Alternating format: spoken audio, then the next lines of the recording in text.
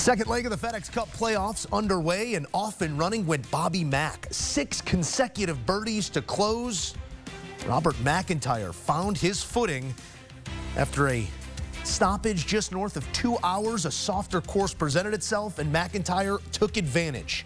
Birdies there at 17 and 18, capping off a career-best 62, in which MacIntyre holed a career-long 195 feet of putts.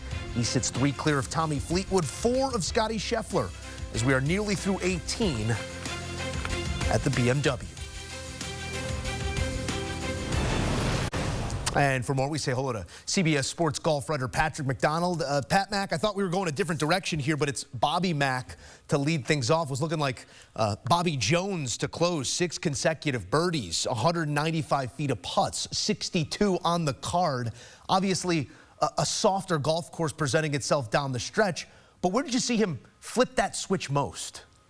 You know, he talked about after his round, Musso, how he kind of changed his routine in between rain delays.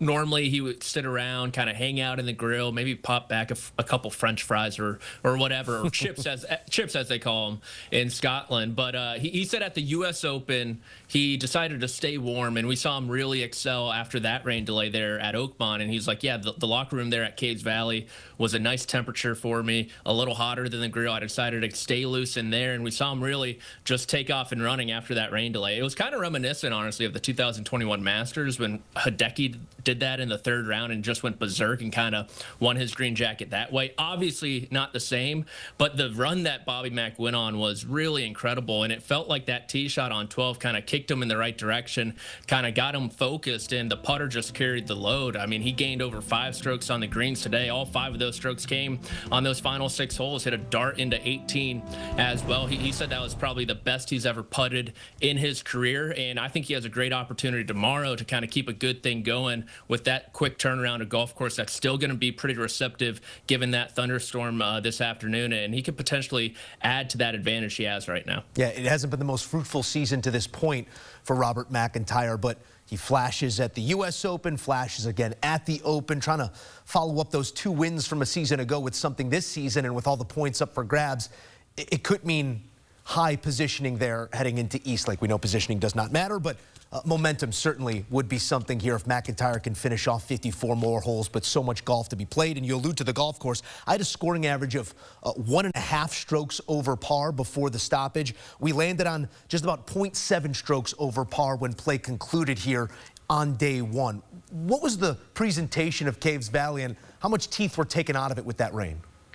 You know, it looked good early, right? When especially you compare it to 2021 and kind of the scoring bonanza that happened there with Bryson and Cantlay. Obviously, they switched a couple of the par 5s into par 4s, which is obviously going to make the golf course more difficult to par, at least, even though the strokes will add up to the same. But it felt like these greens, everyone was coming off the golf course talking about how severe the slopes are and how pitched these greens are. And that was certainly not the case in 2021, and how slippery a lot of these putts were. And I think that was what was really taken out of this golf course after that rain delay. And we saw it on the greens. It seemed like everyone, not even just Bobby MacIntyre, but everyone in that late wave started really filling it up with the putter in hand. And so hopefully it can dry out, because I thought this morning wave, Joe, the golf course presented itself quite nicely. There are some pockets of scoring early in the round. The middle stretch is difficult, and then you have some scoring opportunities late as well. But with that extra moisture in the grass, in the greens there at Caves Valley, it certainly took some bite out of it. It definitely did. We have 13 players signing for red numbers here on day 1 of play. We have another 2 in red numbers who are not yet in the house as play has concluded with the sun setting after that 2-hour and some change stoppage. We could go next closest on the leaderboard, but maybe we'll leave that one for Sunday if it does present itself once again. And Tommy Fleetwood, I want to go one further to Scottie Scheffler. 6 birdies on the day, 4 under to start. But I want to focus on the 2 bogeys in the middle of his round, because he goes back-to-back bogeys, and was the first time since round 3 of the U.S. Open that he's carded back-to-back bogeys or worse. I don't want to make too much of it, but is that maybe where Ted Scott's absence shows itself in those sorts of moments? He is the bounce-back king, Scottie Scheffler. We see a couple in a row, but also comes home with a couple more birdies. What'd you make of the day in total for Scheffler? Good start, good finish. bad in the middle. Exactly like you said, right, Joe? It's not often that we see Scottie Scheffler put not one, but two squares on his scorecard back to back. And you look at that middle stretch, of course, numbers 9 through 14, he had only one green in regulation. He actually drove the ball really well today.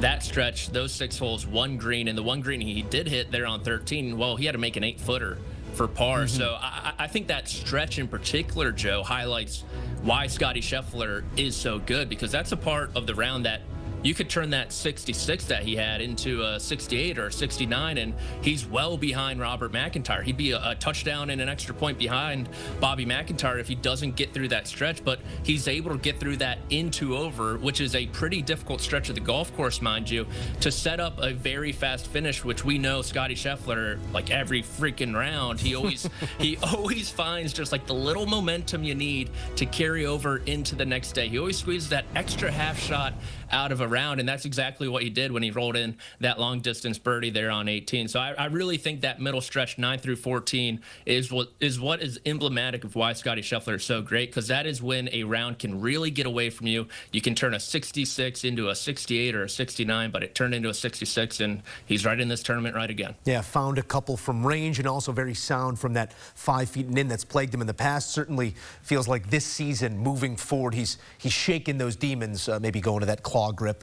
How much that's played into it, we're not exactly sure, but he is on his stuff right now, and once again likely headed to East Lake for that top positioning, which again is not worth anything this year, but momentum, best in the world. Scottie Scheffler, he's going to be there at the end of this week and likely at the end of next. I do want to go one negative here on Xander Schauffele, because we've been saying it for the last month or so now, ready for a breakout, rounding into form, starts with a 4 over 74 here.